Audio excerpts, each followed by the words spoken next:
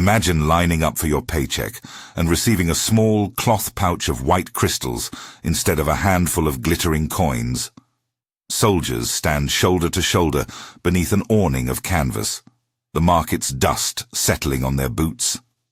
A boy with a crude scale tips a coin to one side and a pouch of salt to the other. The coin glints, but the pouch is heavier than it looks. The captain nods, the paymaster hands over a string of pouches, and the man beside you unties one and smells the sharp metallic tang of salt. Not gold, not silver, but salt.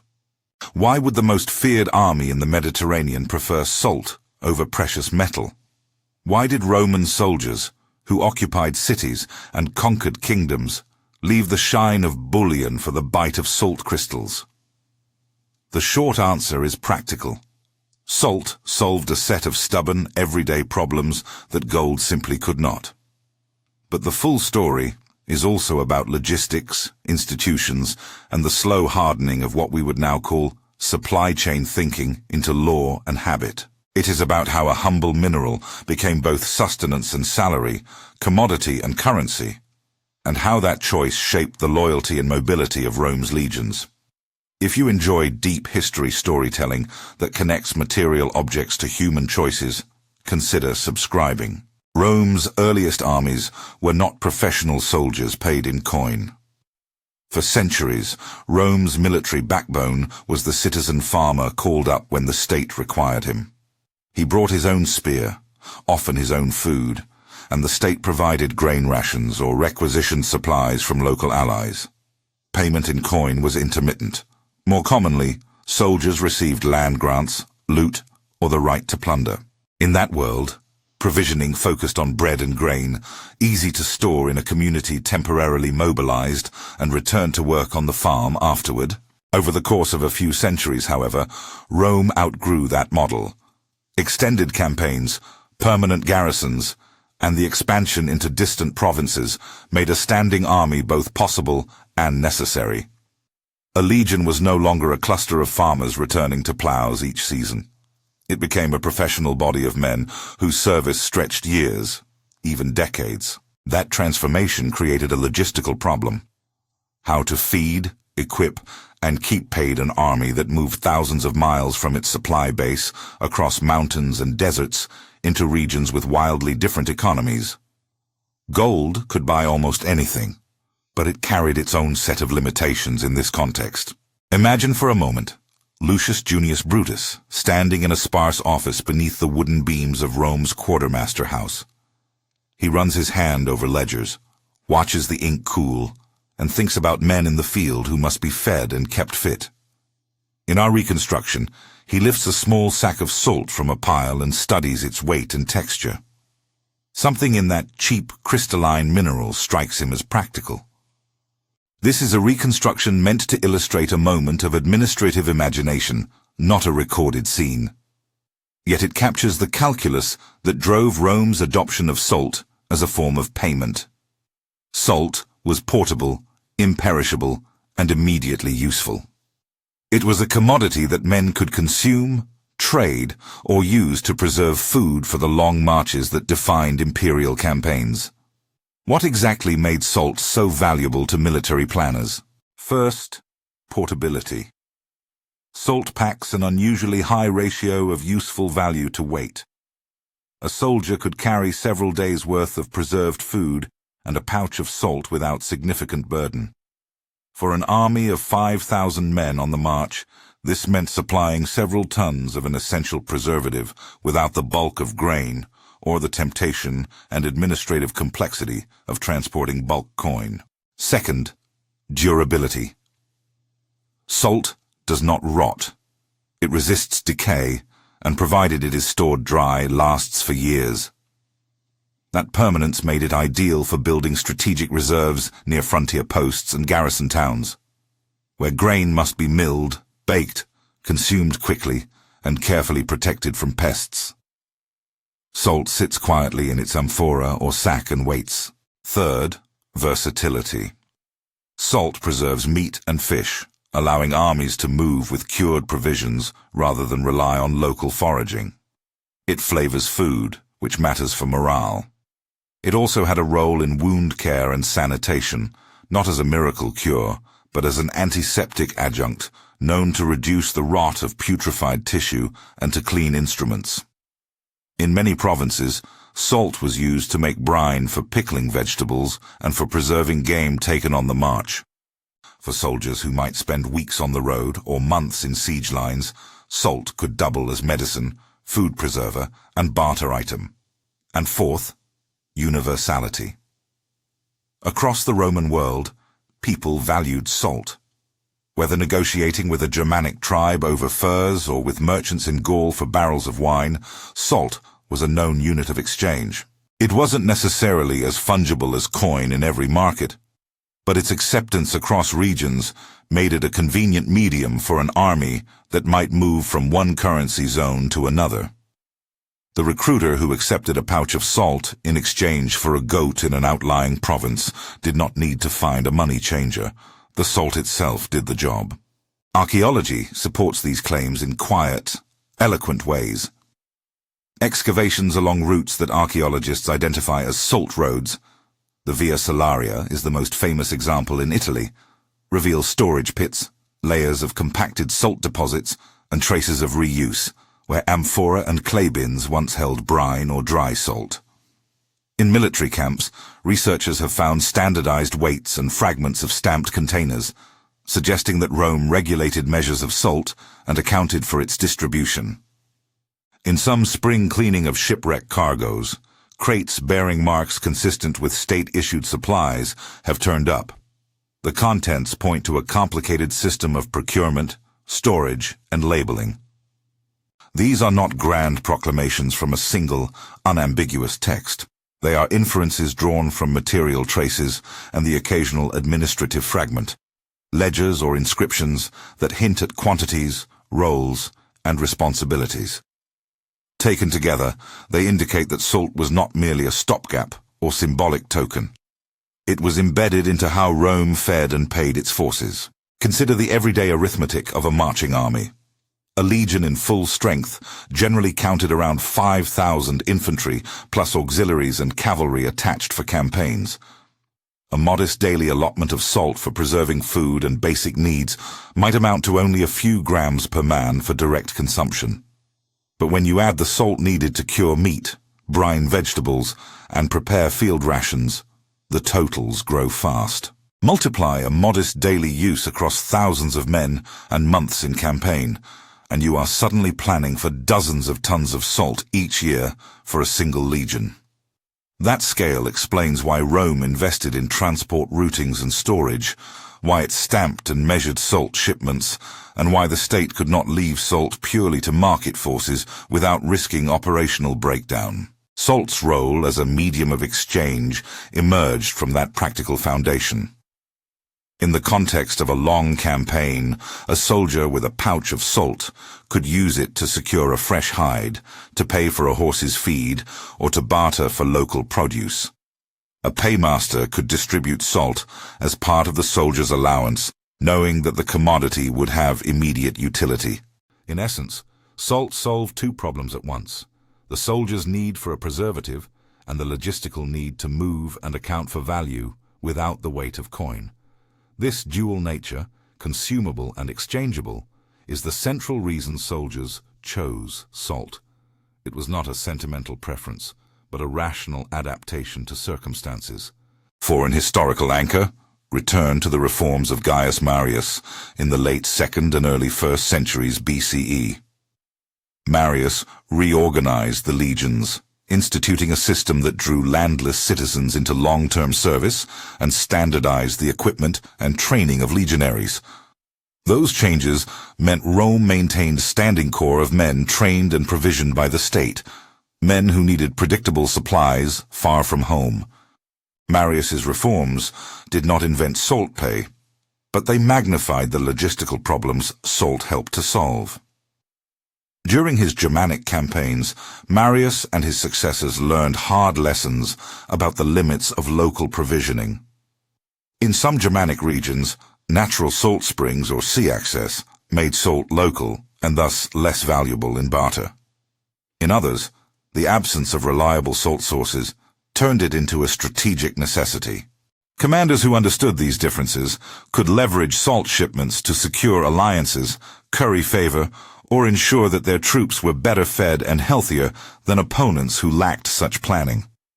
A scene in which Marcus Aurelius Corvus, a fictional legionnaire, arrives at a riverside market in a Germanic settlement illustrates this ambiguity.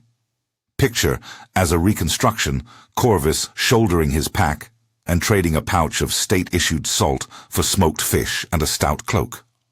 The villager eyes the salt with indifference. Her family dips into a nearby spring at will and has its own method of preserving fish. Corvus realizes the exchange leaves him with a small pile of barter goods, but no strategic advantage. In that location, salt does not command the value it has farther south. In other settlements, however, the same pouch opens doors and buys food for an entire week of marching. This reconstruction shows why logistics trumped any one-size-fits-all policy. The Roman state experimented with a mixed approach. Sometimes the state issued salt as a direct ration. Sometimes it used coin or goods. Sometimes it supplemented pay with land or booty. Salt was a flexible tool in that toolkit. At its best, salt functioned as a lubricant for an otherwise brittle system. But the system had vulnerabilities. Salt had to be moved, stored, and sold honestly. Transport across wet roads invited clumping and contamination. Storage in humid coastal forts created a crust and a loss.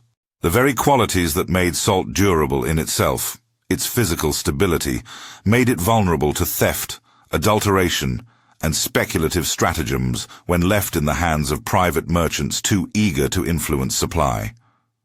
This is where the darker threads of the narrative begin.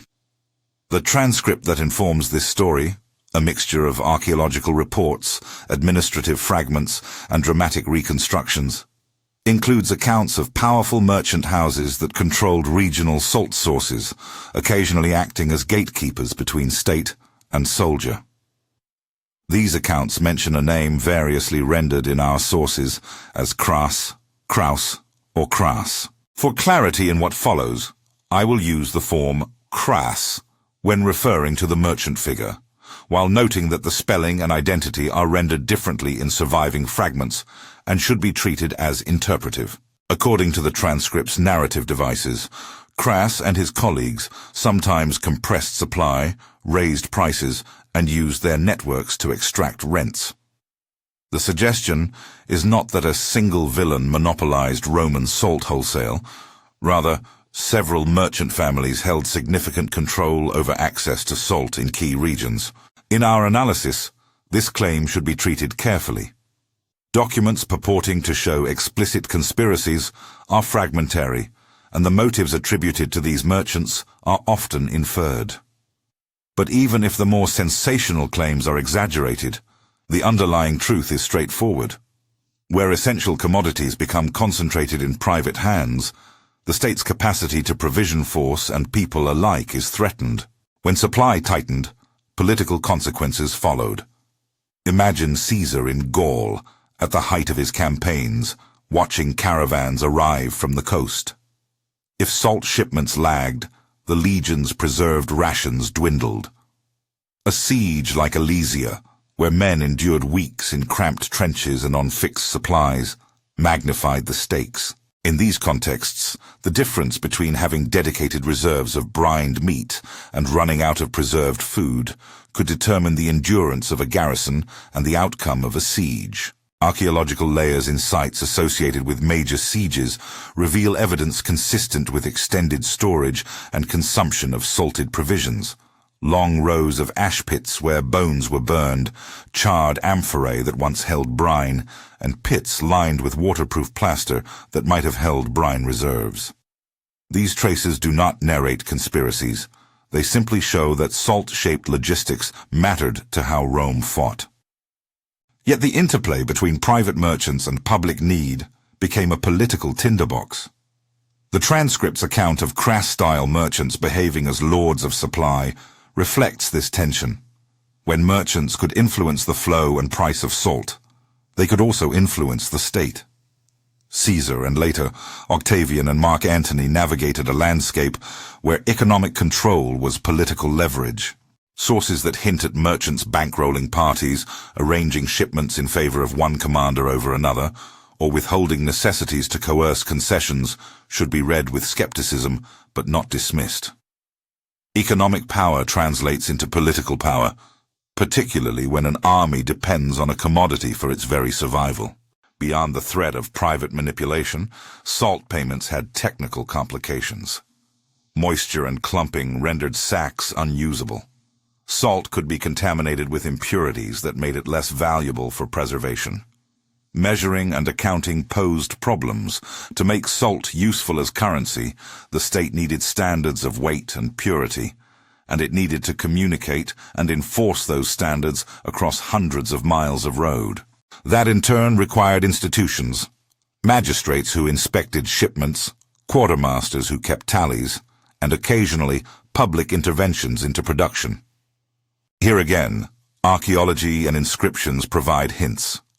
Officials' titles appear on stelae in towns along the Salaria, and mile markers and roads point to routes that were clearly significant for moving heavy and necessary goods. In a few cases, stamps and marks on containers indicate a level of bureaucratic oversight, not complete control, but active regulation. The presence of these artifacts suggests the state treated salt not as a trivial supply, but as a logistical node to manage.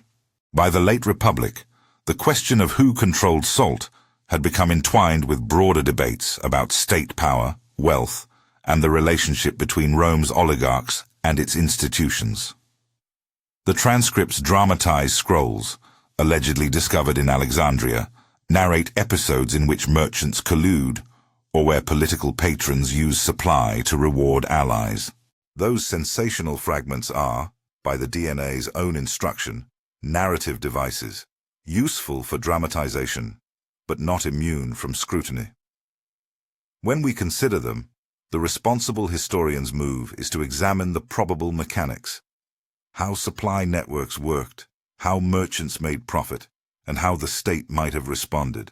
This brings us to the administrative creativity Rome showed when confronted with the limitations of salt pay. If salt was useful, but vulnerable to private interference and local variance, a prudent state would seek to diversify. There is evidence that Rome did exactly that. Experimentation with mixed payments, a combination of salt, coin, and goods. State control in certain regions, and the establishment of strategic reserves near frontier zones.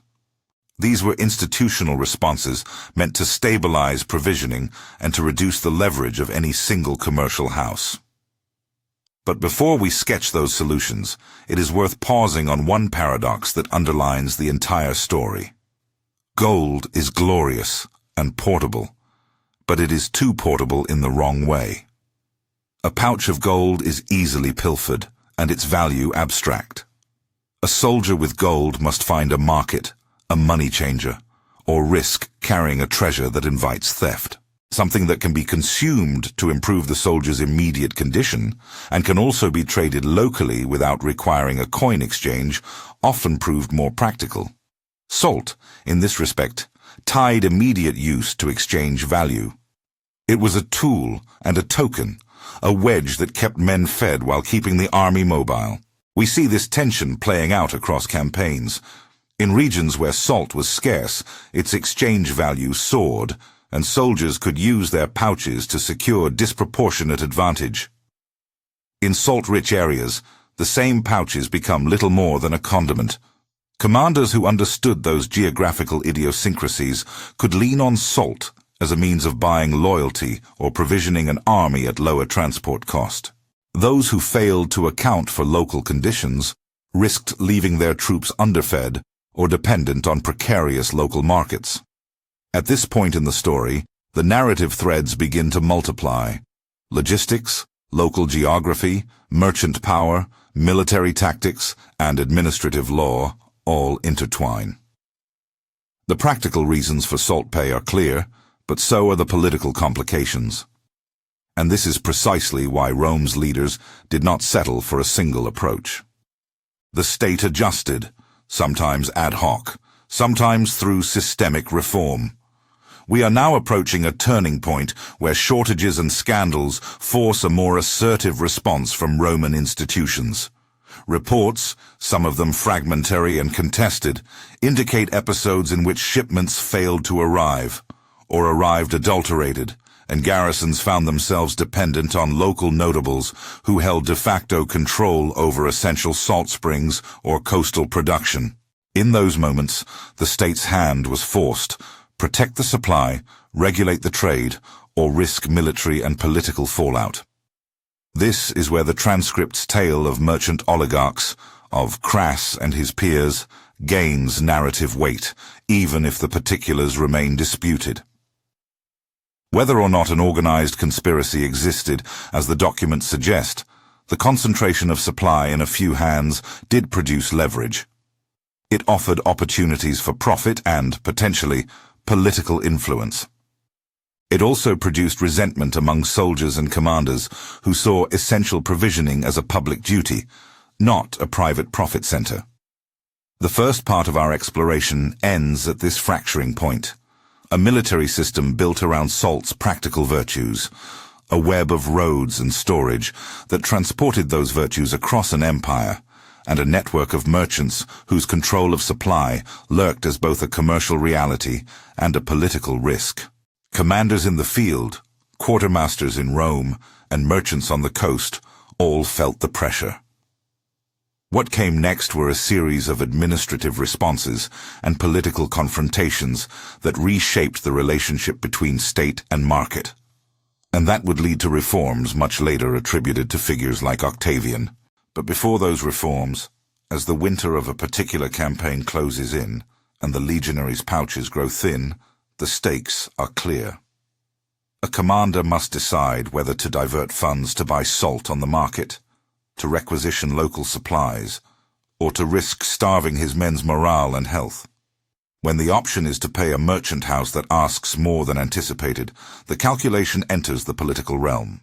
It is in this climate of scarcity and negotiation that some of the most consequential choices of the late Republic were made.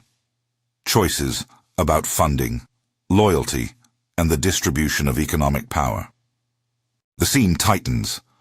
A courier arrives with news that a coastal convoy carrying several months' worth of brine and dried meat has been delayed. The paymaster, Gaius Brutus Maximus, in our dramatized reconstruction, runs calculations and faces a decision that will ripple beyond the immediate camp. This reconstruction is meant to illustrate the human dimension of supply. The ledger is more than ink. It is the promise of bread and the faint line that separates order from mutiny. In these moments, the logic that elevated salt above gold is painfully visible. Salt is immediate, tangible, and actionable. A pouch of salt can be mortgaged, bartered, and consumed. But when supply falters, the state learns that a system built on commodity pay needs institutional scaffolding to survive. That realization, and the political tensions it spawned, set the stage for the decisive reforms and conflicts to come. The courier's sandaled feet slap the packed earth outside the command tent. Gaius Brutus Maximus looks up from his ink-stained tally. The convoy is delayed. The brined meat and bulk salt that should have eased the legion through the coming fortnight are nowhere near. Men are sharpening knives in the latrines, and the clink of cups is thinner than it was yesterday. The ledger can be amended, requisitions issued, orders scrawled, but the ledger is only as good as the supply it promises. In that moment, the abstract becomes immediately, dangerously concrete. Leaders in Rome learned to think in two registers at once, the strategic and the ridiculously small. They had to map whole provinces and, at the same time, count sacks. The late Republic's crises were as often logistical as they were military. When shipments failed, commanders improvised. They requisitioned local salt works, struck men from the payroll, and promised land later, accepted barter where coin could not be had. Sometimes they paid in silver. Sometimes they paid in the very commodity in question. Those choices carried political weight. Pay the men in coin, and you create immediate liquidity and perhaps temptation. Pay them in salt and you keep them fed and trading, but you also concentrate influence in the hands of whoever controlled the salt flow.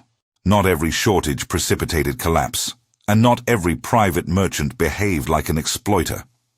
But the dynamic was clear.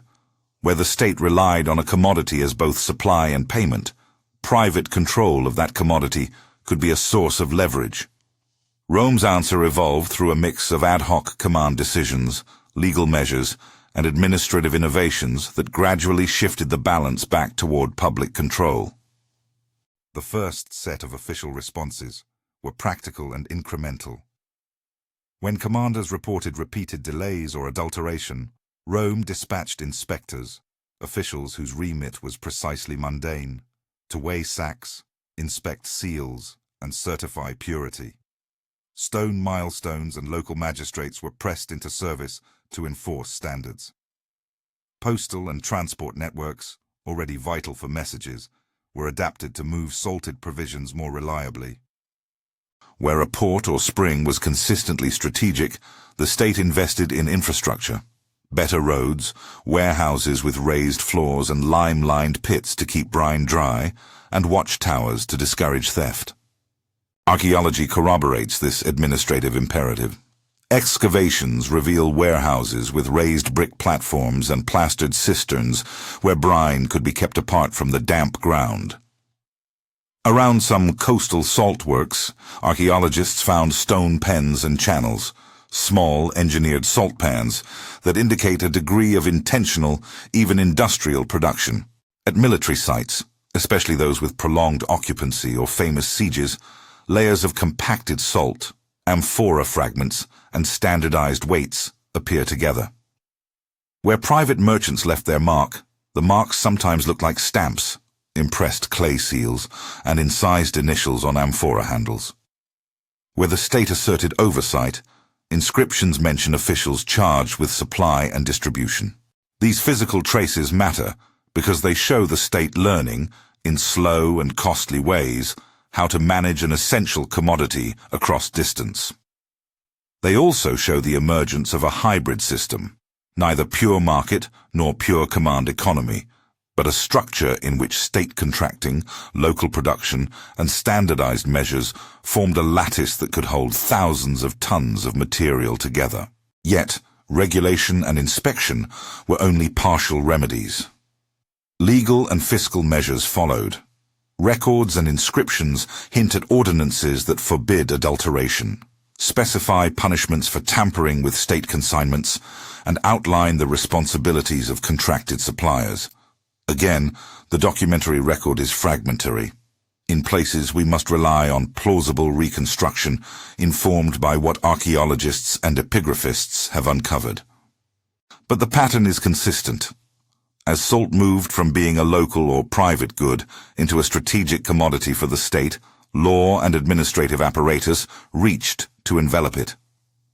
Augustus, Octavian, arrived on this stage at a moment when the Republic's strain lines had become dangerously visible. The civil wars had exposed how economic control could translate into political power. Octavian's rulers, aware that underpinning military loyalty were not only promises of land and rank, but also the steady flow of bread and preserved meat, turned to administrative consolidation. The reforms attributed to Augustus, in many accounts, are not single sweeping edicts about salt. Rather, they are a program of institutional centralization that included, among many other things, more deliberate attention to supply and provisioning. According to administrative epigraphy and the narrative devices present in our source transcripts, the state took steps that amounted to partial nationalization of key nodes. Selected salt works were placed under direct state contract or under oversight by appointed officials. Strategic reserves were established near frequently garrisoned frontiers, and standard measures, weights and seals, were more widely enforced. Names that appear in the administrative fragments, Titus Linus and Marcus Agria, among them in our reconstructed narrative, are associated with efforts to formalize supply chains and to create accountable stores where brine and dry salt were measured, stamped, and logged. This turn towards state control should be read cautiously. Rome did not, overnight, convert every salt producer into a crown operation. Many local producers continued to supply markets and armies under contract, but by inserting magistrates and state agents into the most sensitive regions. The administration reduced the ability of private networks to manipulate supply on a wide scale. The result was a mixed model. The state guaranteed minimum flows to armies and garrisons through reserves and contracts while allowing market activity to continue around that core. One of the most consequential administrative moves was financial, the deliberate shift to mixed payments. Rather than deliver all value as salt, the state increasingly combined salt rations with coin and with in-kind goods. This reduced the disproportionate leverage of salt suppliers and inserted coin liquidity into soldiers' lives, useful for markets and local economies, while preserving the practical advantages of salt for preservation and field sustenance. Mixed payments were not a panacea, but they diffused risk and made mutiny less likely when a single element of the supply chain failed. These reforms had immediate military benefits. Commanders with access to strategic reserves could withstand the erratic vagaries of private markets during a campaign. Siege lines could last longer.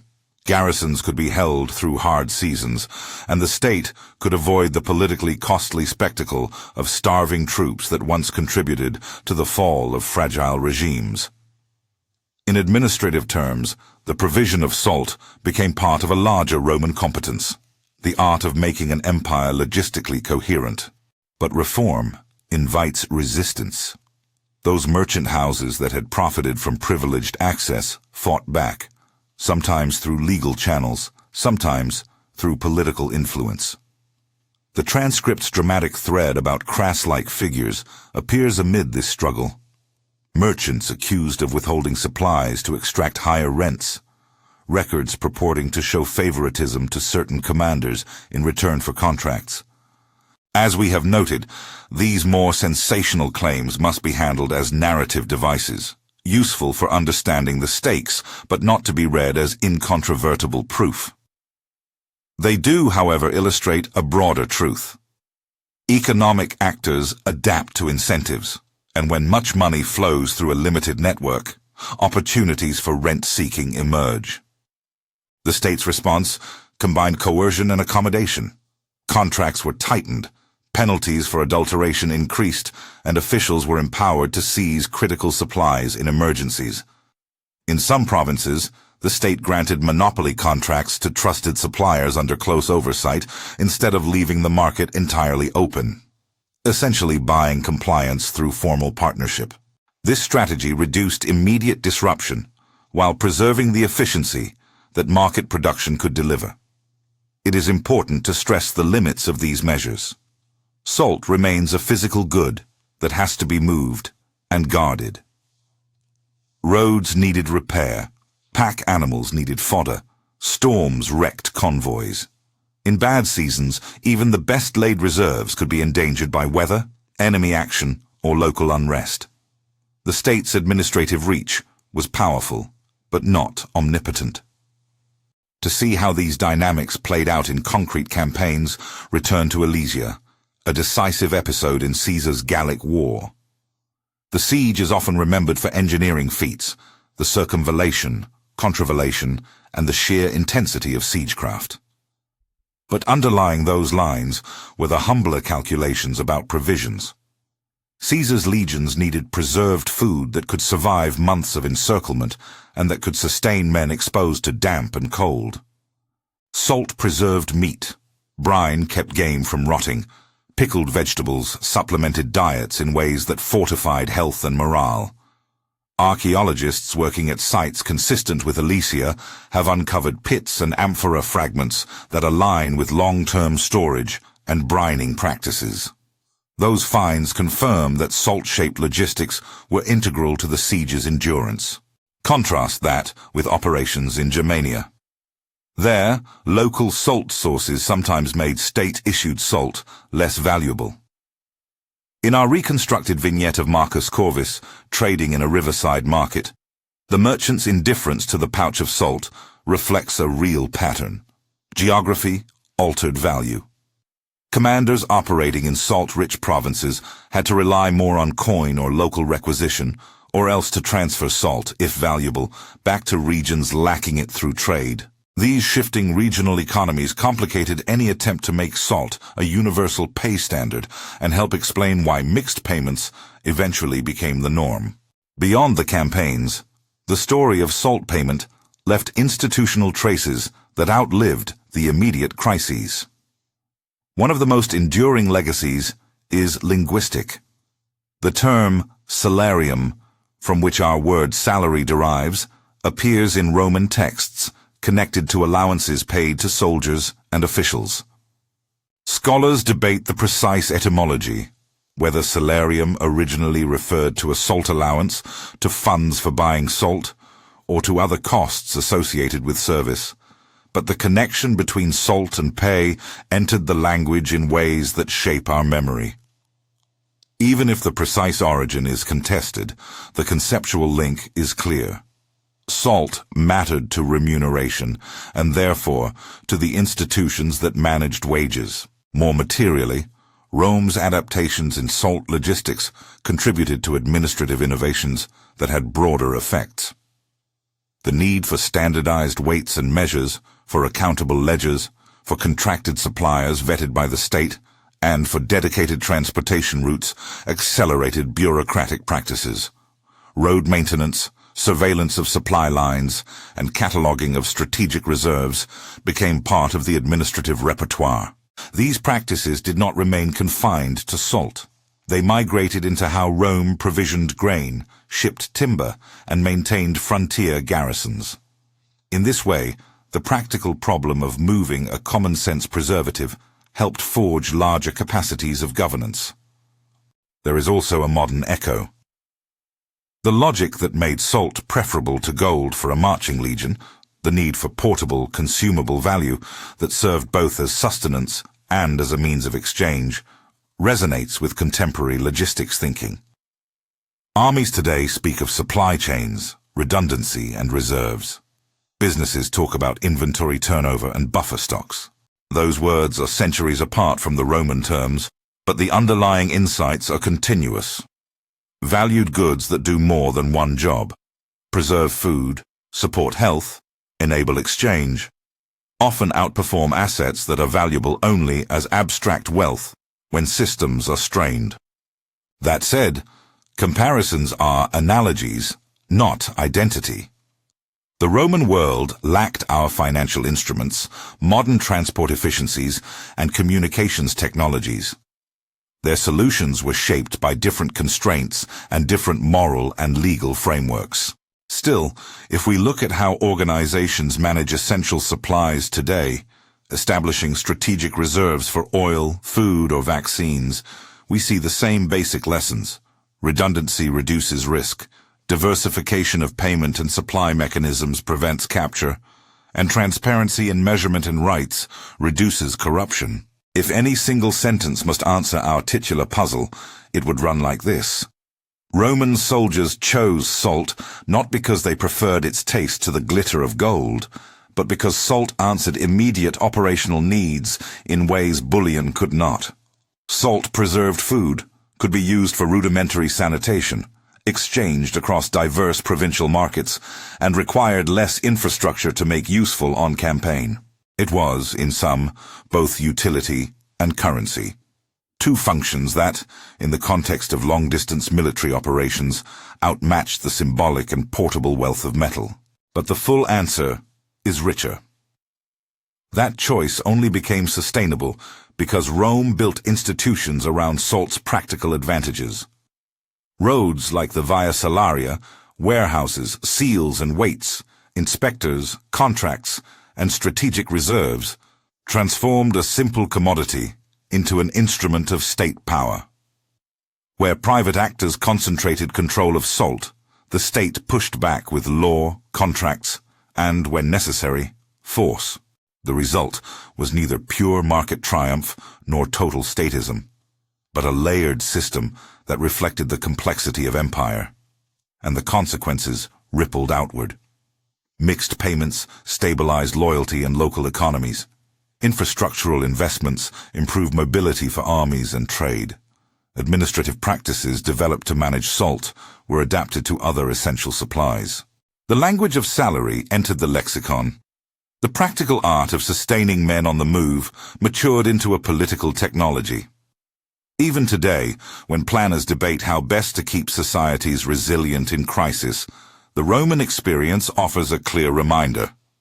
What an organization pays is inseparable from what it can do. Before we close, one final reconstruction to humanize what otherwise reads like administration. Picture, once again as a reconstruction, an early morning at a frontier fort recently stocked under a newly enforced state contract. Men huddle around a tarpaulin as an official inspects stamped amphorae. The amphora bears a seal that matches the tally book. A young legionary, call him Caius, tucks a small puck of salt into his cloak. He is not rich in coin. The pouch is a promise. A week of cured meat. The ability to barter for a cloak. The reassurance that someone in the logistics chain noticed their thinness and acted. He presses the puck between finger and thumb, and for a moment feels the empire both practical and proximate. Not in banners or proclamations, but in his palm. That private, tactile moment captures the twofold truth at the heart of our question. Salt served immediate human needs and anchored systems of exchange in the everyday. Gold, for all its shine, could not meet both these demands across the varied geographies and economies Rome confronted. The state's response, to regulate, reserve, and diversify, made salt a durable instrument of policy rather than merely a stopgap. Where the state succeeded, armies marched farther with quiet confidence. Where it failed, shortages festered into political crises. So why salt instead of gold? Because salt solved problems that mattered to an army on the move. Preservation, portability, and practical exchangeability across cultures. Because Rome built the institutions, roads, warehouses, standards, contracts, that translated salt's usefulness into reliable power. And because, where private interest threatened that system, the state had both the incentive and the tools to intervene, creating a hybrid system of public oversight and private production that would sustain legions across centuries. History rarely offers clean, single-cause answers. The story of salt and salary is a weave of geography, material science, human need, political ambition, and administrative invention. Salt was not a magical solution. It had limits, and it created new vulnerabilities. But it was the practical choice for armies that needed to keep moving, eating, and trading across an empire's patchwork of markets. That leather pouch of salt was, in many ways, an early paycheck, and a lesson in what truly sustains power. Logistics, institutions, and the often unremarked things that make collective action possible. If this exploration sparked your curiosity, tell us in the comments which detail surprised you most, and don't forget to like and subscribe for more deep history stories that connect material objects to big political outcomes.